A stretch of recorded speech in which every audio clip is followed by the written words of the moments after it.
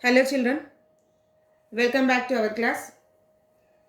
Today you are going to learn a new chapter, that is a wind and cyclones.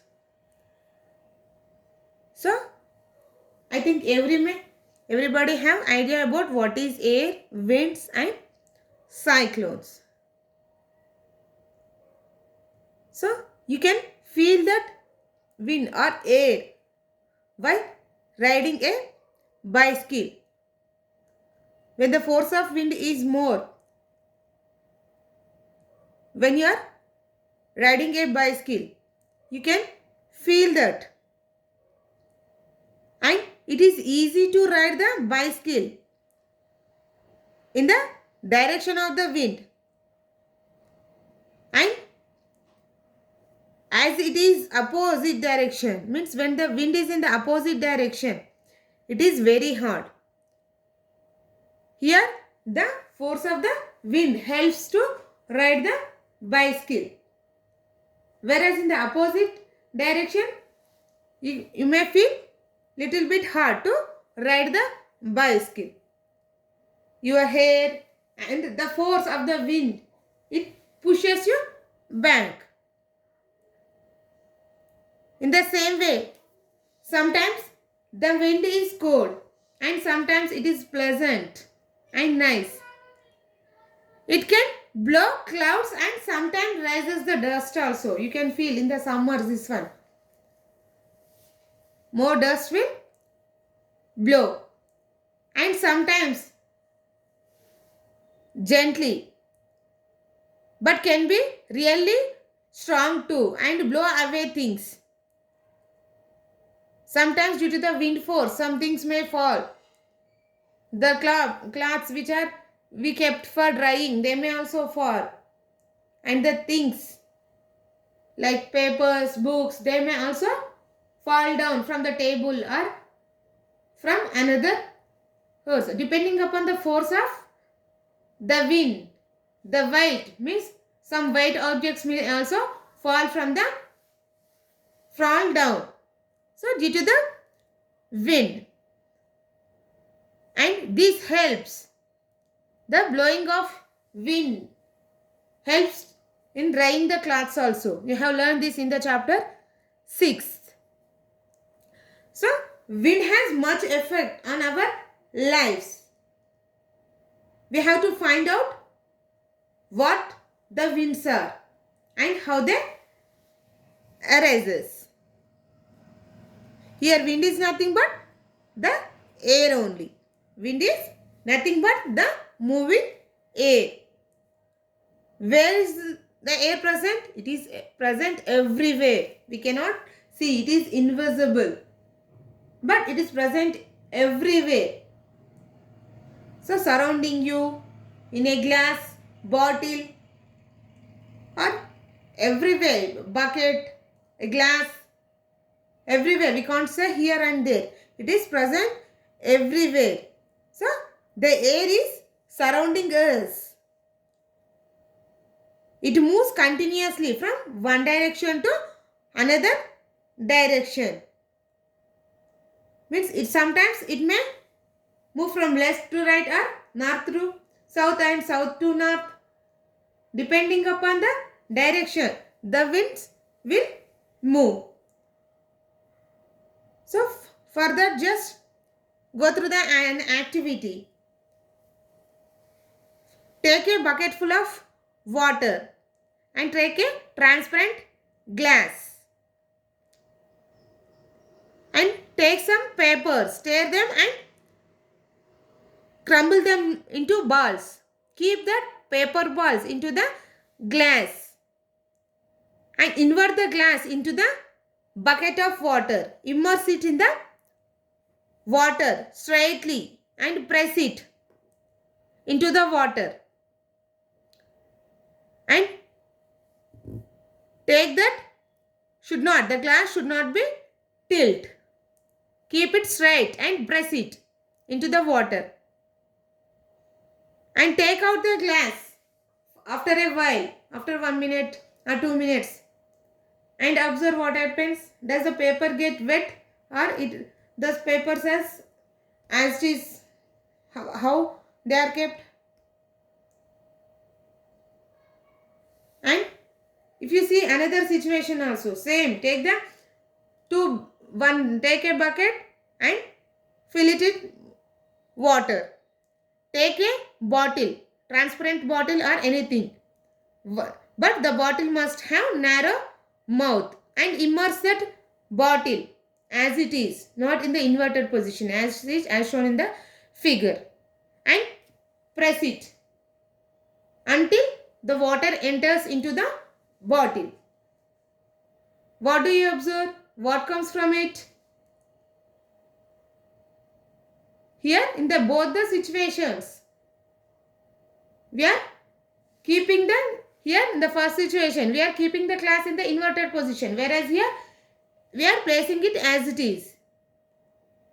Here the water may not enter into the glass. Why? Because here some amount of air is occupied in the glass. So we are inverting. We have immersed the glass in the inverted position. So here the air has occupied some space. While immersing the glass in the water, the air may not go outside. Because here the glass has covered above. Why? Because we have inverted. So the papers may not get wet. If you tilt the bottle, if you move somewhat slanting position, that glass, the water may enter. And while entering the water into the glass, you can see some sound. And you can see some bubbles come from the glass. Where does the bubbles are coming and where the sound is coming? In the same second case also. When you are keeping the bottle, we are immersing the bottle inside the water. We have to apply some force. It won't move simply.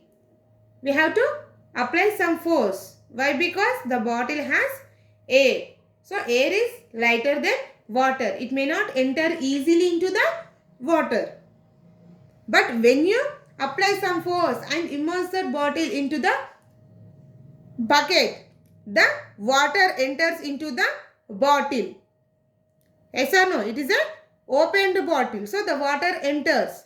If it is a closed bottle, the water won't enter and the bottle may not fill with water and it will float on the water. Why? Because the bottle consisting of air. So due to the air is lighter than water. It may not enter into the bottle. It may not stay in the water. It will float over the bucket, the bottle.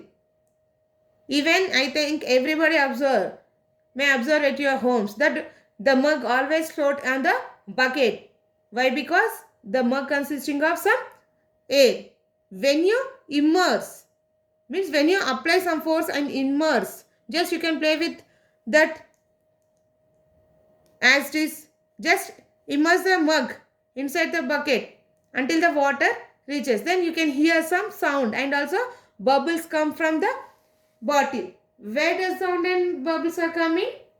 Yes, that is nothing but air. Means when the air is leaving the bottle, means the air is coming outside the bottle. You can hear that sound. You can hear the sound and the bubbles are nothing but the air which is occupied by the bottle. So when you are immersing, while the water is entering, the air which is present in the bottle come out by making some sound. So in both the situation, the air is occupied by the glass and bottle. Not only that, in many cases, every object, it occupies space until it has filled with something. If you see the open water bottle, what you are drinking, well, you are bringing for your school now. So while filling also, the bubbles which are present, the air which is present, it will leave the bottle by leaving some bubbles above the water. That bubbles are nothing but air. Means as the water is occupying the space, the air which is present in the bottle come to the above surface, upper surface and leave that bottle. The air will come from that bottle. I think everybody may played with the ink blur. Means how we are filling the ink. Or otherwise, you may observe the small children's drops. Means with medicine bottles which has covered with the rubber cork. We call it as dropper. Or for the eye drops or for any other things, you can it is mainly observed in the ink filler. It is used. How it will work? Without pressing these with the fingers, if you place in the water, if you place in the medicine or ink, does the ink enter into the ink blur or the dropper, ink dropper? No. Why? Why? Because it has occupied some space. When you press it with your fingers, the air which is present inside it will leave from the dropper, means will come out. So when you are pressing it and dipping in the bowl, then if you leave it normally, what happens? The medicine or the ink which is present in the ink bowl will enter into the dropper. You can see here. Without pressing, if you place it in, the ink or the medicine may enter into the dropper. If you press and then immerse it in the medicine or ink, then only it enters. Here, why? Because here also the air is occupied by the dropper. When you are taking out that air, then only the medicine enters. Otherwise, it won't enter. There is no space to enter into the dropper for the medicine. Okay? Okay, children, hope you understood about this one. Thank you. See you in the next class with the next topic.